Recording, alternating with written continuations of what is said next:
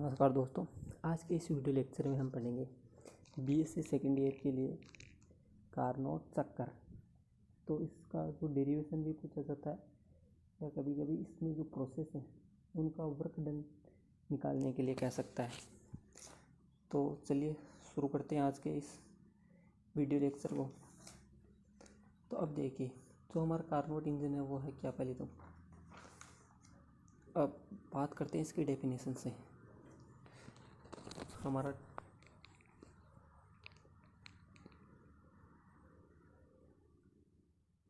देखिए टॉपिक क्या है।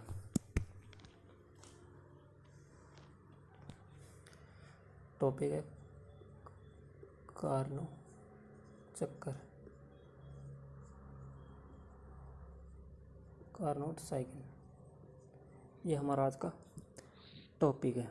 तो देखिए, अब कार्नोट इंजन में जो साइकिल है उसमें जो डेफिनेशन है वो क्या है। देखिए, डेफिनेशन आप वैसे भी लिख सकते हैं, उस प्रोसेस को जानते हैं क्या है। ये कार्नोट इंजन का जो प्रोसेस है उसमें हमारे पास एक कोई कार्यकारी पदार्थ है,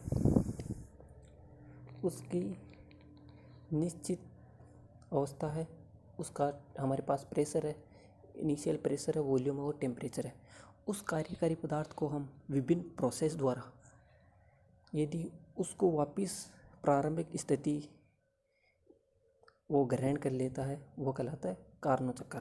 तो अब देखिए, विभिन्न प्रोसेस द्वारा वो अपनी जो इनिशियल कंडीशन थी उसको प्राप्त कर लेता है। अब देखिए, हमारे पास ये कोई पॉइंट ए है, इस पर जो हमारा कार्यकारी पदार्थ है उसका प्रेशर P1 है, वॉल्यूम P1 है, टेम्परेचर T1 है।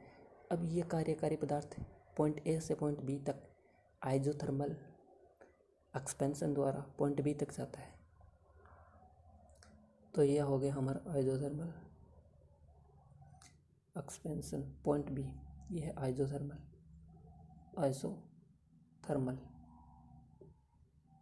एक्सपेंशन। आइजोथर्मल एक्सपेंशन का मतलब क्या है, वैसे पूरा नाम ही लिख देते हैं इसका, आइसो।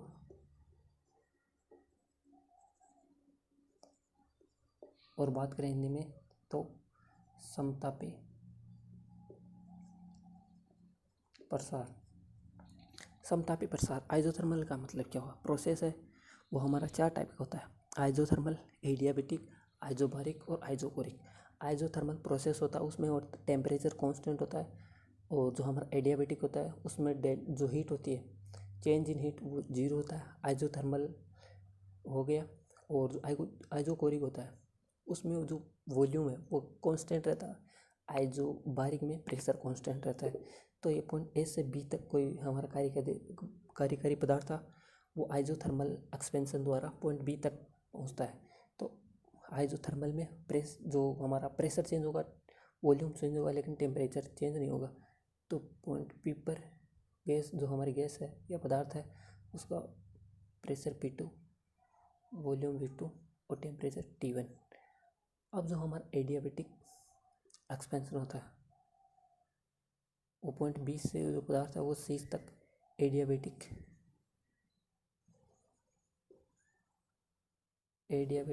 एक्सपेंशन द्वारा पॉइंट सी पर जाता है। एडियाबेटिक मतलब रुद्धोष्म प्रसार होता है, एक्सपेंशन हो रहा है। तो पॉइंट पी पर जाए सी पर जो प्रेशर यहाँ पर डेल्टा हीट है, डेल्टा क्यू है, वो चेंज नहीं होती,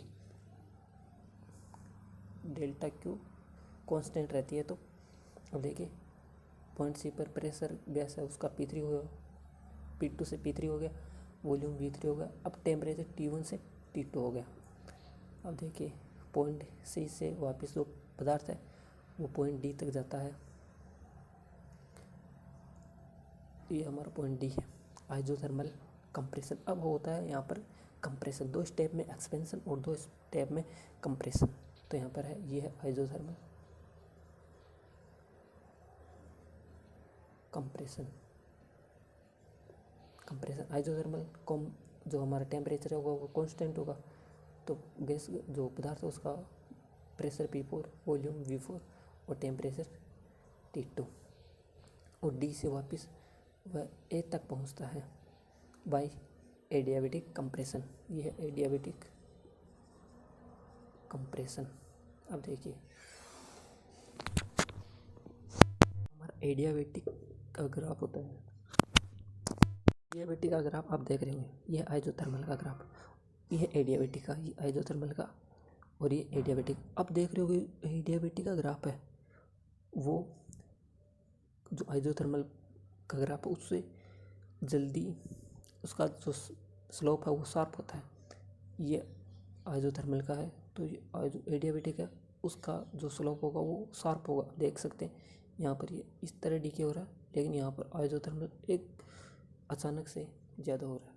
अब ये आइजोथर्म जो कार्नोट इंजन है वो, अब देखिए इसमें अलग अलग प्रोसेस हैं। यह आइजोथर्मल, एडियाबेटिक, आइजोथर्मल कंप्रेशन और एडियाबेटिक कंप्रेशन, इनका हम अलग अलग वर्क डन किस तरह निकालते हैं वो देखिए। ये डेरिवेशन आपको पूछ सकता है कि कार्नोट इंजन क्या है और किए गए जो कार्य हैं उनका गणना कीजिए। तो देखिए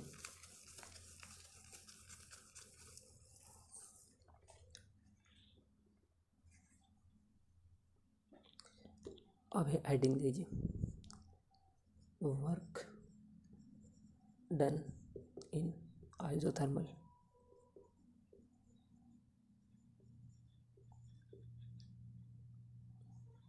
एक्सपेंशन। अब हम जानते हैं, वी नो दैट जो हमारा वर्क डन होता है W = PdV। अब जो हमारा आइजोथर्मल प्रोसेस था, यहाँ से ये तो पॉइंट ए से पॉइंट बी तक वॉल्यूम प्रेशर P1 था, वॉल्यूम V1 था और टेम्परेचर T1। बी पर पॉइंट प्रेशर P2 हो गया, वॉल्यूम V2 हो गया, टेम्परेचर T1 था। अब देखिए W = प्रेशर V1 से V2 PdV ओवर, ये क्वेश्चन नंबर 1। और हम जानते हैं जो हमारी आइडियल गैस इक्वेशन होती है, ideal gas equation P = nRT, number of mole constant है N1 है। तो अब P की वैल्यू यहाँ से P = RT/V, इस V की वैल्यू को यहाँ पुट कीजिए, P की वैल्यू को, तो V1 से V2 इंटीग्रेशन लिमिट है ये, और RT कांस्टेंट है तो ये बाहर आ जाएगा इंटीग्रेशन से 1/V dV। तो RT 1/V का इंटीग्रेशन log V, और ये V1 से V2, आप लिमिट को पुट कर दीजिए। तो जब हम लिमिट को पुट करेंगे तो RT log V2/V1, यह है हमारे पास वर्क डन इन, आप कह सकते हैं तो या W1 चलो नाम दीजिए कि work done in isothermal expansion, समतापी प्रसार में किया गया कार्य है, इसकी हमने गणना कर ली। अब देखिए हमारा जो सेकंड प्रोसेस है उसमें क्या है। अब सेकंड प्रोसेस के लिए हम वर्क डन की गणना करेंगे, और जो हमारा सेकंड प्रोसेस था वो था एडियाबेटिक एक्सपेंशन। आप इस वर्क डन को जो फॉर्मूला उसको याद रख सकते हैं या इस तरह से डेराइव कर सकते हैं।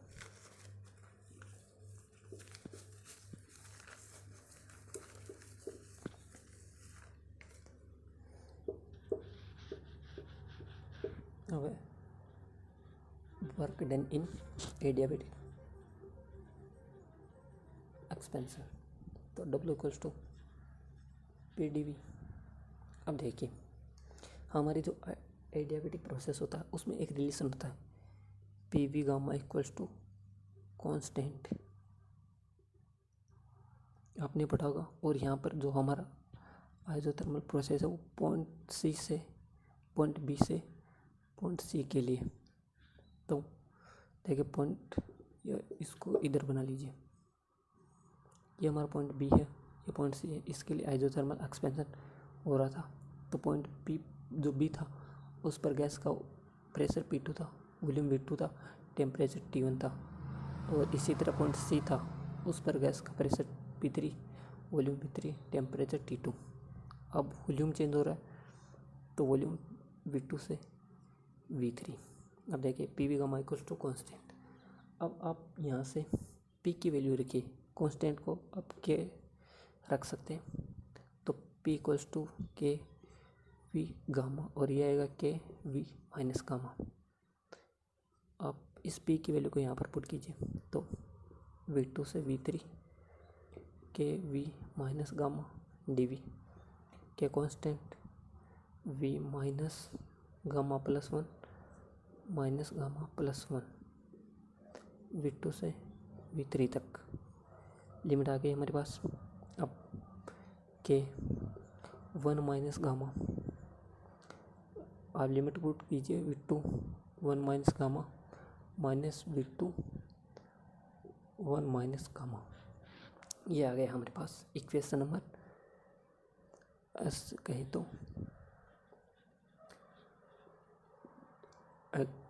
क्योंकि हमने पहले वाले में इक्वेशन नहीं दी थी तो एक मान लीजिए, या कहें तो एक ये मान लीजिए, दो ये और ये इक्वेशन नंबर 3। अब देखिए पी वी गामा कांस्टेंट होता है कि तो P1 V1 गामा बराबर P2 V2 गामा, ये इक्वल होगा। अब क्या कीजिए, आप यहाँ पर लास्ट इक्वेशन आई थी वर्क डन इन एडियाबेटिक एक्सपेंशन, वो थी W इक्वल्स टू के V3 1 minus gamma minus V2 1 minus gamma upon 1 minus gamma. ये हमारे पास लास्ट इक्वेशन आई थी वर्क डन इन एडियाबेटिक एक्सपेंशन। अब हमें पता है जो हमारा पी वी गामा ये कांस्टेंट होता है, हमने कांस्टेंट को कह दिया के, तो इसे क्या होता है देखिए P2 गामा इक्वल्स टू के और या P3 V3 गामा ये भी के बराबर होगा। तो आप P2 की वैल्यू यहाँ से देखिए P2 इक्वल्स टू के V2 की पावर गामा, ये V2 ऊपर जाएगा तो के V2 की पावर माइनस गामा। अब क्या कीजिए दोनों तरफ आप V2 से मल्टीप्लाई कीजिए तो P2 gamma P2 equals to के V2। अब माइनस गामा है और V2 की पावर 1 आएगी तो ये इनको जब बेस सेम होता है तो हम पावर डिवाइड कर सकते हैं तो 1 माइनस गामा। इसी तरह P3 V3 इक्वल्स टू के V2 1 माइनस गामा। इन दोनों इक्वेशन को आप यहाँ पर पुट कीजिए तो जो हमारी इक्वेशन आएगी देखिए कितनी आएगी। जब हम इन सारी इक्वेशन को यहाँ पर पुट करेंगे तो क्या हमारा इससे भी मल्टीप्लाई होगा और इससे भी तो आएगी P2 V2 की जगह क्या इसकी जगह लिख सकते हैं कि V2 1 माइनस गामा की जगह P2 V2। तो work done equals to P3 V3 minus P2 V2 1 minus gamma. ये हमारे पास इक्वेशन आ गई। अब देखिए आपको ये पता होगा PV इक्वल्स टू RT, तो जो हमारा पॉइंट बी था, अब देखिए एडियाबेटिक एक्सपेंशन होता पॉइंट बी से सी हो रहा था, तो पॉइंट बी पर जो हमारा पास कार्यकारी पदार्थ था उसका प्रेशर P2 था, वॉल्यूम V2 था, टेम्परेचर T1 था, और प्रेशर जब पॉइंट सी पर प्रेशर P3 हो गया, वॉल्यूम V3 और टेम्परेचर T2 हो गया। अब देखिए P इक्वल्स टू RT, तो P2 V2 equals to R, temperature कितना है T1, P3 पॉइंट सी पर P3 V3 equals to R और टेम्परेचर कितना है T2। इन दोनों इक्वेशन को आप फिर से इसमें पुट कीजिए तो वर्क डन आएगा हमारे पास RT2 minus RT1 upon 1 minus gamma. तो यहाँ से R कॉमन लेने पर T2 minus T1 upon 1 minus gamma. ये आया वर्क डन इन एडियाबेटिक एक्सपेंशन। अभी तक हमने जो हमारे पास दो प्रोसेस थे उसका हमने वर्क डन कैलकुलेट कर लिया। जो हमारा आइसोथर्मल प्रोसेस था उसका वर्क डन आया हमारे पास nRT log V2 V1। अब हम बात करते हैं आइसोथर्मल कंप्रेशन की, उसके बाद बात करेंगे एडियाबेटिक कंप्रेशन की।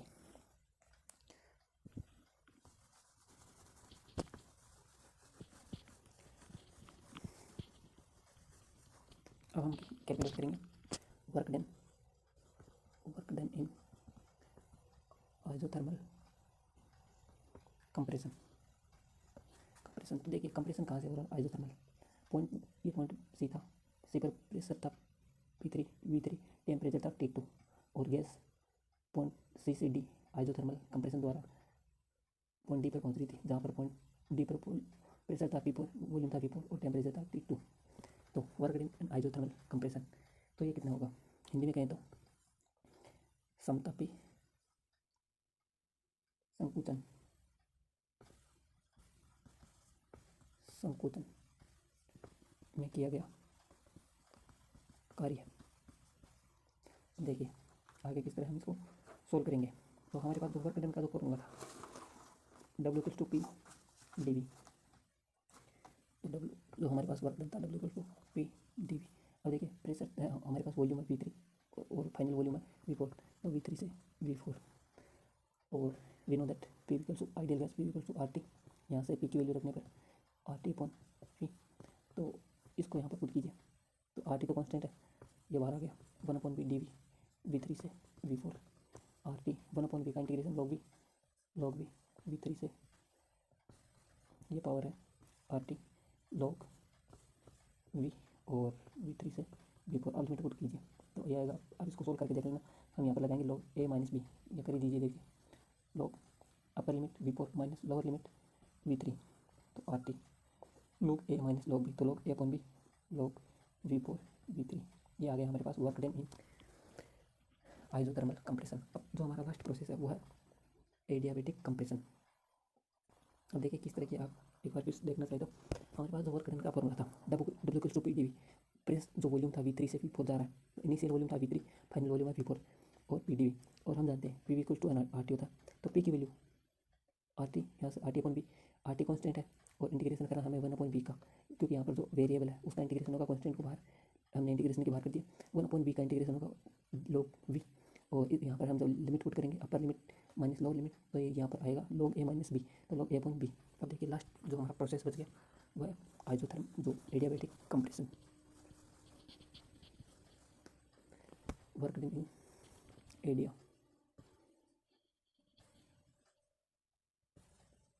Adiabatic compression. देखिए हिंदी में कहें तो रुदोसम संकोचन में किया गया कार्य W4। अब देखिए हमारा जो एडियाबेटिक कंप्रेशन है वो कहाँ से कहाँ रहता है। ये देखिए ये पॉइंट D था, D पर जो हमारा पदार्थ था उसका pressure P4, volume V4, temperature T2, और ये D से A तक आइसोथर्मल ये एडियाबेटिक कंप्रेशन द्वारा जाता है, जहाँ पर पॉइंट A पर वॉल्यूम है V1, प्रेशर P1 और टेम्परेचर T1। तो यहाँ से W equals to P D V, तो वॉल्यूम कहाँ से V4 से V1 तक P डी वी। अब एडियाबेटिक जो प्रोसेस होता है उसमें हमें रिलेशन पता है P V gamma equal to constant, हमने इसको कॉन्स्टेंट को K मान लिया।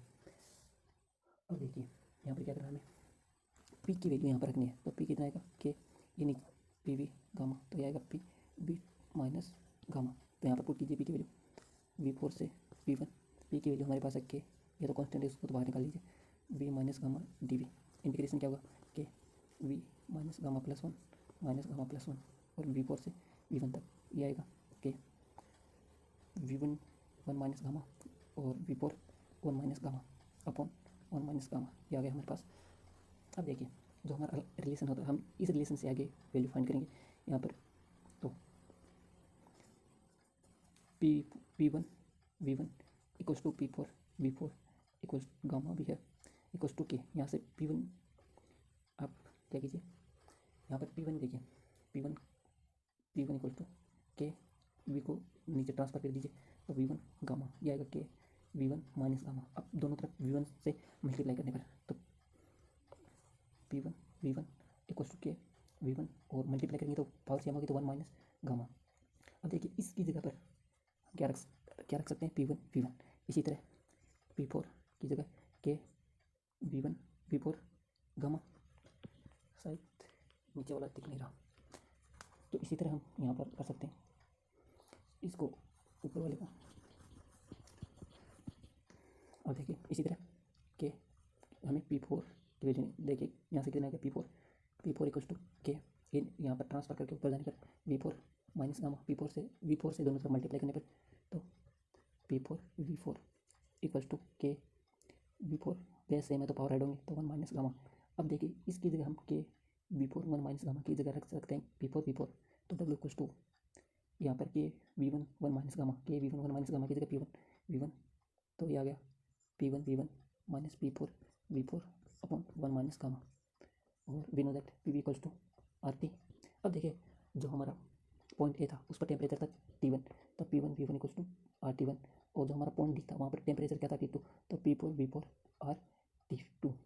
तो यहाँ पर P1 और इसकी वैल्यू रखने पर P1 V1 और V2 P4 V4 की, तो P1 V1 की जगह RT1 minus P4 V4 RT2 और 1 माइनस गामा, तो R कॉमन लेने पर T1 minus T2 1 minus gamma, ये आ गया work done in adiabatic compression.